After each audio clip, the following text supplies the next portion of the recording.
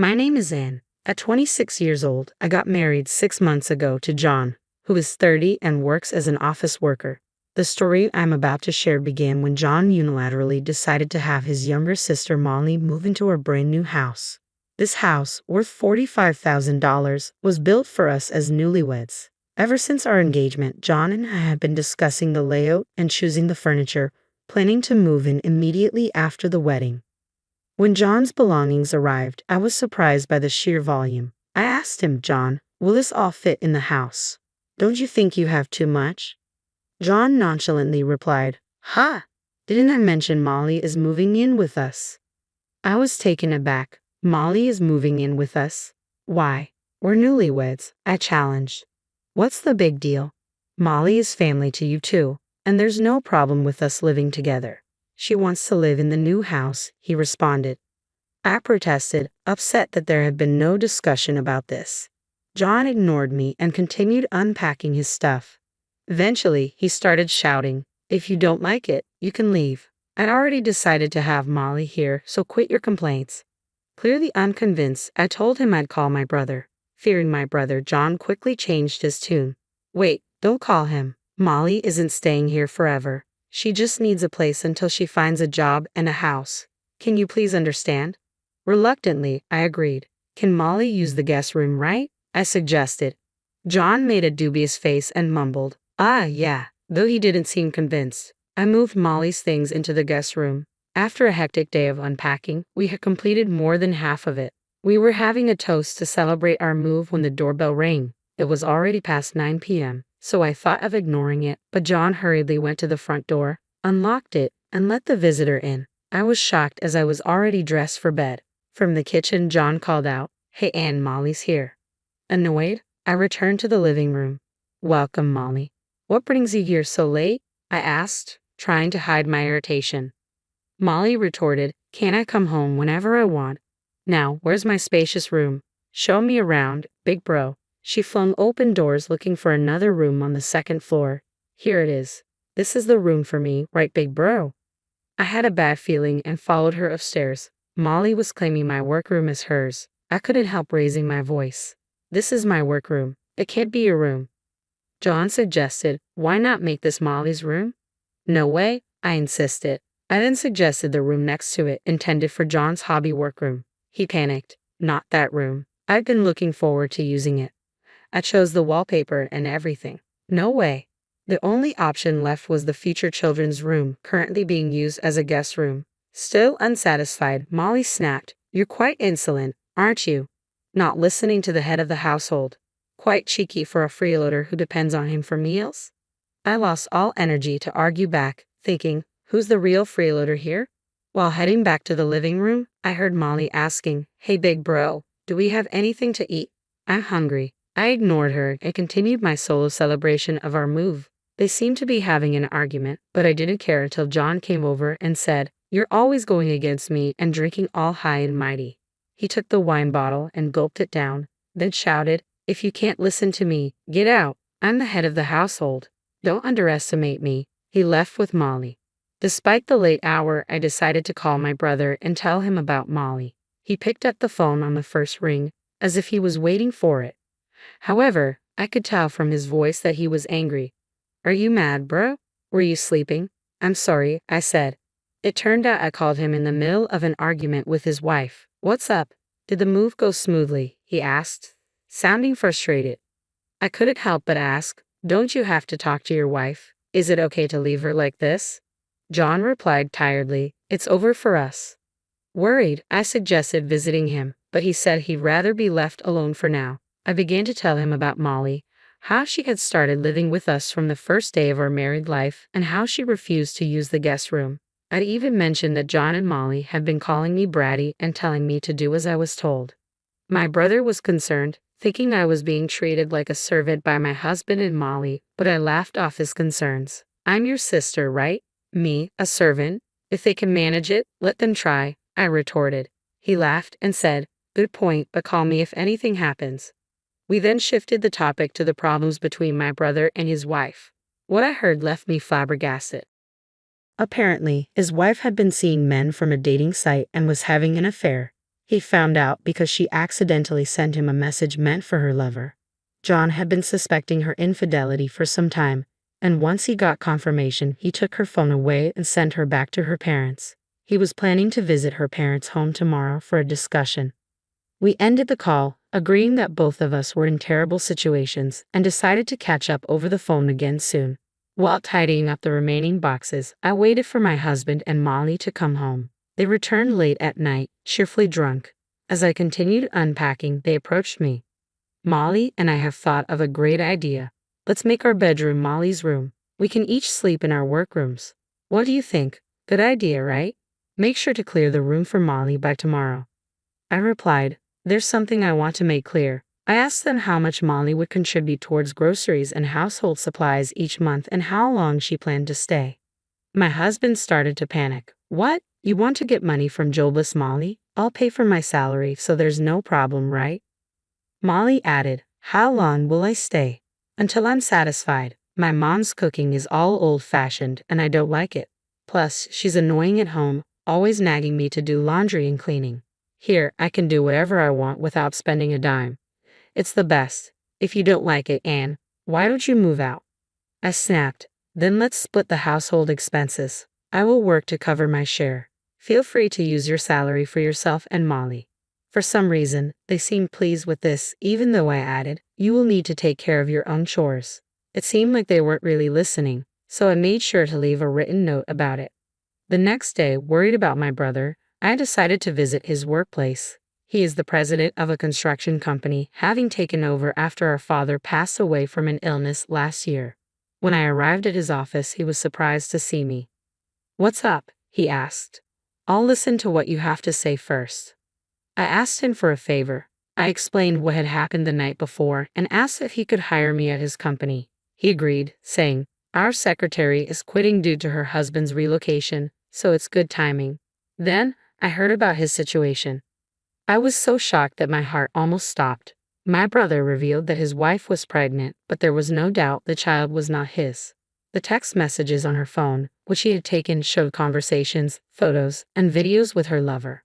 The messages indicated that the man was trying to escape responsibility after learning about the pregnancy. When I asked my brother if he was going to divorce his wife, he replied, "It'll be hard for the kids, but divorce is the only option." I suggested that he involve a lawyer and have a proper discussion. Then I went home. In my room, I couldn't stop thinking about the texts and pictures of my sister-in-law's affair that my brother had shown me. The sister-in-law I knew was a loving, family-oriented person, and I loved her for it. However, she had been betraying my brother. I felt as if I had lost a dear friend, and tears welled up in my eyes. Despite all that, Molly kept knocking on my door. "Hey, I'm hungry. Can you make something?" she hollered from the other side of the door. But the shock I felt was too much, and I didn't even have the energy to argue with her, so I left her alone. Then I got a call from my husband, who should have been at work. I didn't answer because I knew what he would want to talk about, and I didn't want to talk to anyone. Shortly after, I received a text message from my brother asking if I could accompany him to see a lawyer the next day. I sent an OK sticker in response. I must have fallen asleep because my husband's shouting woke me up. "You didn't even prepare food for Molly, and you're sleeping. What's that about?" he roared. Silently, I produced a pledge I had written and pointed to it for him to read. After reading it, my husband told Molly, "Let's let her sleep today. She seems to be off. We can scold her once she's feeling better tomorrow." "I'm not sick, I'm just tired of you guys," I mumbled before falling back asleep. The following morning, without waking my husband, I headed to my brother's house. My brother seemed exhausted, his eyes bloodshot from lack of sleep. I prepared and served breakfast for his children before taking them to kindergarten. In the car, the children said, "Mommy and Daddy had a fight, and Mommy left the house." Mommy was the bad one. She left us at home and went out. We cried because we were left alone, so Daddy got angry. The children thought maybe it was better not to have their mother around because she easily got angry. I told them, "I see. If you're lonely, call Auntie." "Okay," they responded cheerfully. "Yay, we might get lonely today." I couldn't tell for sure, but I got the impression that they didn't seem sad even though their mother wasn't there. After dropping the children off at kindergarten, I turned my attention back to helping my brother navigate his difficult situation. I headed to the law office with my brother. The lawyer told us that there was ample evidence from the pictures and videos on my sister-in-law's smartphone, LINE messages, and recorded conversations between her and my brother. My brother's main goal was to divorce her and retain parental rights. After he finished explaining his situation, I had a chance to share about my issues with my husband. I got some advice, and then my brother dropped me off at home. He was planning to gather the rest of the family today to inform them about the divorce. If anything happens, give us a call. We're all going to be there, he said as he left, his words feeling somewhat prophetic. When I entered the living room, the house was a mess. It looked like they had tried to make breakfast. The kitchen area was greasy and dishes were left on the table. I was exasperated by the sight and hesitated to clean up the kitchen and cooking utensils that I also use. Just then, Molly appeared. Where did you go without even making breakfast? John didn't eat anything and went to work. Isn't it unacceptable to abandon household chores as a wife? She confronted me. I responded, you know what, I'm not your maid or servant. Weren't you taught to clean up after yourself since you were a child? Ignoring her repetitive, but you're the wife, I headed to my room. To my shock, my belongings were gone and Molly's stuff had invaded my space. I returned to the living room and questioned her. Did you enter my room? Your stuff is in there. What's going on? Oh, I've loved your room since I first saw it. It fits my neat and cute image perfectly, don't you think? I've moved your stuff into the guest room, she replied nonchalantly. Hearing this, I rushed to the guest room. My computer and belongings had been haphazardly thrown in. I felt anger sparking. It was way beyond what I could tolerate. At that moment, I felt a strong desire for revenge. I will never forgive this girl, I decided. I planned to wait for my husband John to come home, show him the terrible state of our house, and then ask him, do you still want to live here with Molly? I prepared for all possible outcomes. John, who seemed to have gotten a call from Molly, came home earlier than usual. I heard his loud footsteps approaching the guest room where I was. Seeing him come straight to the guest room, I was convinced he already knew Molly had taken over my room and he wouldn't be on my side. When he opened the door and stepped in, looking like a madman, Molly was right beside him with a thin smile on her face. You apparently went against Molly. You're the one at fault here. Not even making breakfast. Aren't you my wife? Isn't it your job to take care of me? Molly is your sister-in-law. You should be taking care of her and putting up with her, he shouted. At that moment, I realized exactly how things were going to be. I felt every shred of love I had for my husband disappear. He hadn't said one word to defend me, no mention of Molly being in the wrong, asking her to leave, having her do household chores, or giving me my room back. I told him, if you're going to let Molly live here, I'm going to invite my brother over. He's never seen our house before. Maybe I should call him over now. Despite his usual fear of my brother, John acted quite bold in front of his sister Molly. Are you sure about that? If you let that thug into our house, I'll kick you out, he threatened with a confident look. Kick me out? Try if you can. I'll call my mother and brother and his wife and have them see the house. I shot back. Thinking I would beg and cry at his threat of kicking me out, he retorted, do not dare call your family. If you don't like it, then leave. Molly chimed in. This is my castle with John, you know. You have no right to call anyone here. Even if your family comes, we'll just kick them out. In response, I picked up my phone and said, I'll call my brother then. Maybe we should live together without you and your family. We can invite our friends over and party without worrying about anything. As Molly said this, she and John seemed excited about the prospect of me leaving, with John adding, that sounds fun. Maybe we should just get divorced already. Increasingly irritated, I decided to call my family over right then and there, while John and Molly were still high-spirited. They were overjoyed, thinking about the freedom they'd have without me and filled with thoughts of kicking me out. All right, but you'll regret this. I'm calling my family now, I said. I called my brother and told my family to come as soon as they could. My brother responded, we've been waiting for this.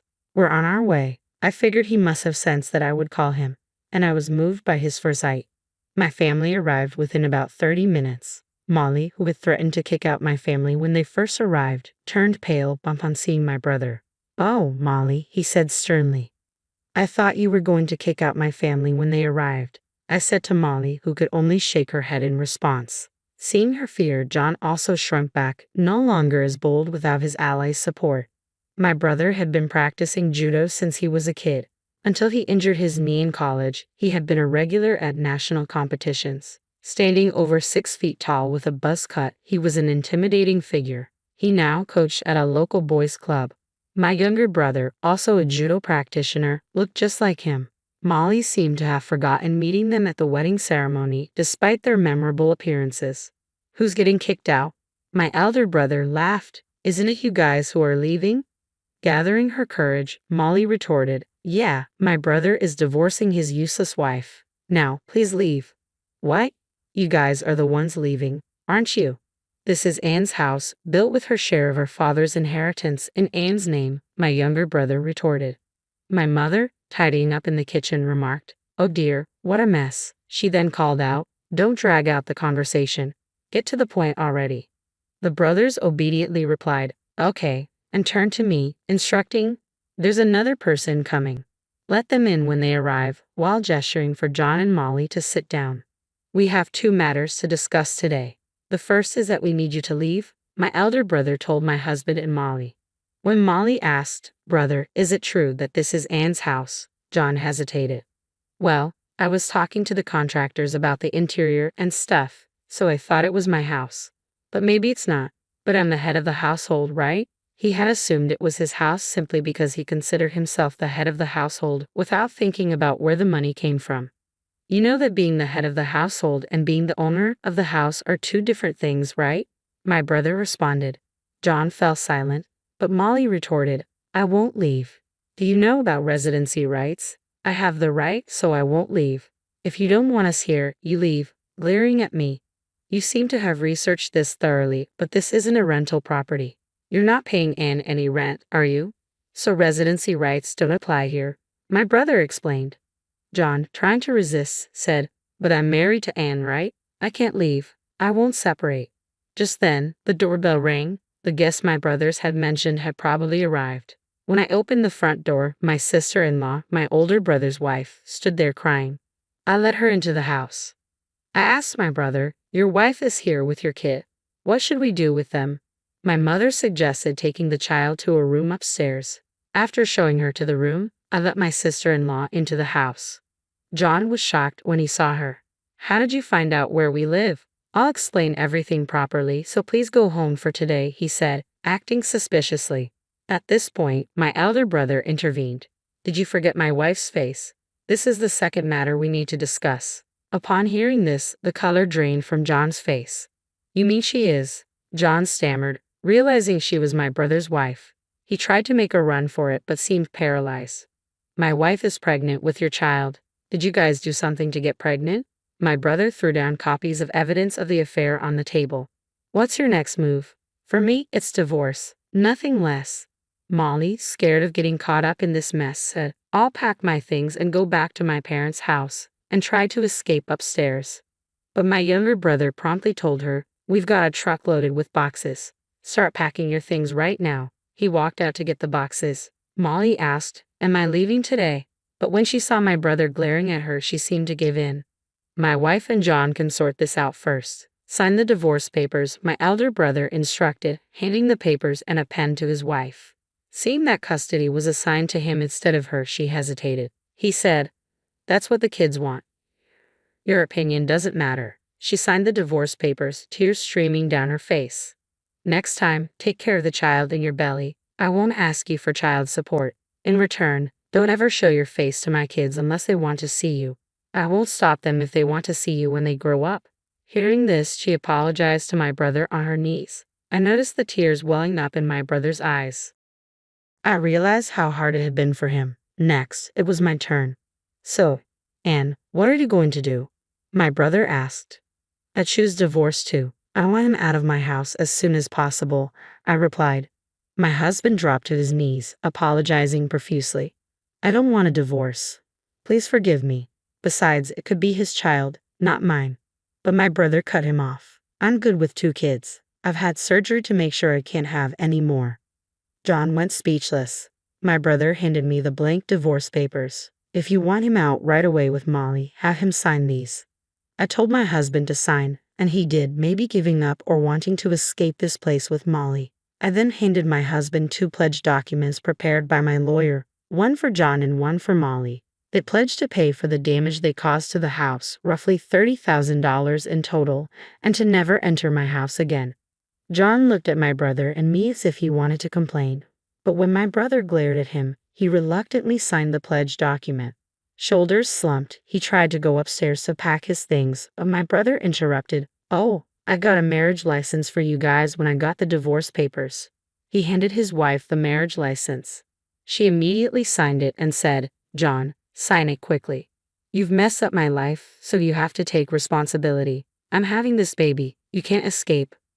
With a crazed look, my husband signed it, crying and saying, "Just do whatever you want." Finally, my brother yelled, "Hey, you won't say anything unless I ask? Don't you have anything to say to me?" My husband finally apologized to my brother, almost scraping his head on the floor. After that, we all hastily packed my husband's and Molly's belongings into boxes, loaded them onto the truck that had arrived, and took them to their parents' house. With that, my brief married life came to an end. I thought I would live alone in this big house, but my mother offered to sell her house and move in with my younger brother. It seems my older brother, too, is going to sell his house and move in with his 3 children. My mother and brother are going to buy this house for me with the money they got from selling their houses, telling me, "Why not build a new house when you get married next time?" But I keep saying I'm good with an apartment. We got a dog that the kids had always wanted. Although we had some bad memories in this house, we are now living a life full of laughter and happiness. My ex-husband reportedly married my ex-sister-in-law half a year later and is living with her at his parents' house. He seems to be working day and night to pay for the damage to the house. Molly treated her new sister-in-law like a maid. The sister-in-law lost her mental balance, and Molly's mother couldn't stand to see her like that and kicked Molly out of the house. Molly asked my ex-husband for help, but he blamed her, saying, "If you hadn't moved in, we'd still be living in that mansion." Molly ended up isolated with no one on her side.